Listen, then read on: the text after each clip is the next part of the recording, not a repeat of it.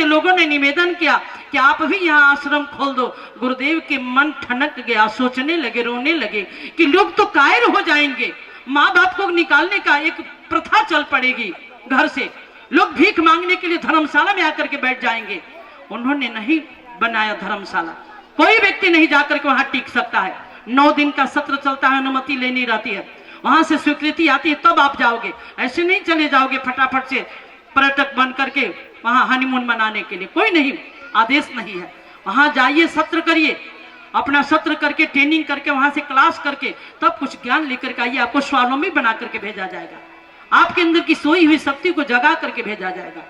गुरुदेव ने कहा, श्रृंगी ऋषि, मनुष्य को अपने जीवन की कीमत पता नहीं है कि कितना मूल्यवान ये शरीर है। भगवान ने 2 आंख दिया है कि बारीक से बारीक वस्तु को हम देख लेते हैं। कितनी तेज इसमें तीखी नजर डाला है, कितनी रोशनी को कमाल करके डाला है। मेरे भाई बहनों, ये आंखें देखने के लिए 2-2 बटन बना दिए हैं। शायद एक आंख आगे और एक आंख पीछे होती तो हम कैसे देख पाते। ये भगवान की कितनी बड़ी कलाकारी है। भगवान ने हाथ बनाया, हाथ में उंगली बना दिया कि बारीक से बारीक सुई और राई को भी हम अंगुली से उठा लेते हैं। कितनी सुंदर व्यवस्था बनाई है। ऐ मेरे भाइयों बहनों, भगवान ने 2 पैर बनाया है। हमें गाड़ी मिले, पेट्रोल मिले, डीजल मिले, न मिले कोई बात नहीं है, लेकिन हम 2 पैरों से अपनी मंजिल तक हम पहुंच जाते हैं बिना किराए भाड़े का। ये 11 नंबर की गाड़ी हमारी कहीं मंजिल तय कर सकती है। कितना शानदार शरीर की शोभा बढ़ा के भेजा है। आज वह एक हाथ आगे, एक हाथ पीछे, एक पैर ऊपर, एक पैर नीचे दिया होता तो यह शरीर कैसा लगता। लेकिन यह अभागा जीव अपनी कीमत को नहीं समझ पाता है और समस्याओं में घिर जाता है और घिर करके रोने लगता है। रो रो करके साधु संतों की साधना पर जा करके चोट मारता है। हमें बेटा दे दो तो हमें नाती दे दो, और जो मिला है उसी दलदल में फंस के रो रहा है और फिर भी मांगने की इच्छा बना के लेके बैठा है। गुरुदेव कहते हैं कि अब ध्यान से सुनिए, संयम के द्वारा जीवन देवता की साधना होती है। इन इंद्रियों पर संयम के कोड़े लगे। 5 इन इंद्रियां हमारी है, 5 कर्मेंद्रियां, 5 ज्ञानेंद्रियां और 5 के 5 गुण है, रूप रस गंध, ये 5 गुण है और 5 के पंच देवता हैं और इस शरीर 5 तत्व से मिलकर के बिना है। कबीर ने कहा कि 5-25 की बनी रे सवलिया।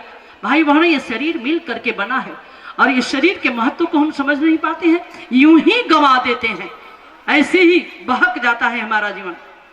गुरुदेव कहते हैं पिपलाद ऋषि की, हे श्रृंगी ऋषि, देखो मनुष्य कैसे लड़खड़ाया है अपने मार्ग से। हमने सुना है कि गाय, जानवर, भैंस, गाय बीमार पड़ती है तो भाई बहनों को पता है कि पगुरी करना बंद कर देती है कि नहीं? आए, उसको पता है कि पगुरी बंद कर देंगे, 2 दिन अनाज भूसा घास नहीं खाएंगे तो हमारा स्वास्थ्य ठीक हो सकता है। लेकिन यह मनुष्य, इसकी तबीयत खराब हो जाए, बुखार हो जाए, पेट में दर्द हो जाए, सर में दर्द हो जाए और डॉक्टर के पास जाता है दवा लेने के लिए, और दवा लेने के बाद कहता है कि ये डॉक्टर साहब तनी बताई ना का खाई भी। अरे वाह, पेट में तो धुन फूकल ही रहता। एक जानवर को पता है कि 2 दिन हम अन्न का परहेज कर देंगे तो हमारा स्वास्थ्य ठीक हो सकता है, लेकिन यह मनुष्य को समझ में नहीं आता है कि 2 दिन की बीमारी में भी थोड़ा सा इसको रेस्ट दे दें। तो भी डॉक्टर से गुहार लगाता है, पूछ के आवा ये बबुआ कि का खाई, तब का करो डॉक्टर, कहला जा कह दो खिचड़ी खास, खिचड़ी बना के खास।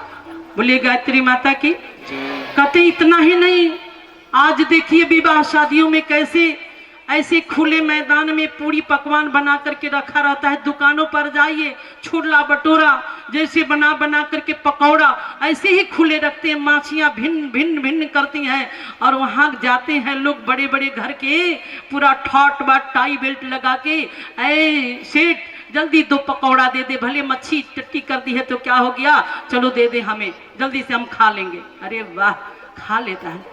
मेरे भाई बहनों, हम लोगों की आंखों से देखी घटना है।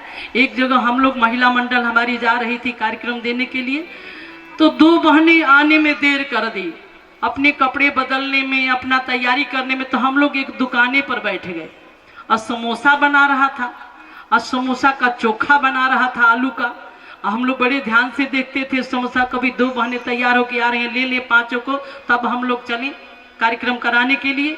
तो देखे कि गर्मी का मौसम है और टप टप पसीना वही चोखे में चुआता, पूरा मिसले जाता पूरा, और बढ़िया टेस्टी हुई। खाए वाला का देखा था, ओकरा का पता बा खूब समोसा और टप टप नकों पर से चुआता, आँखियों पर से चुआता और खूब मिस रहल बा।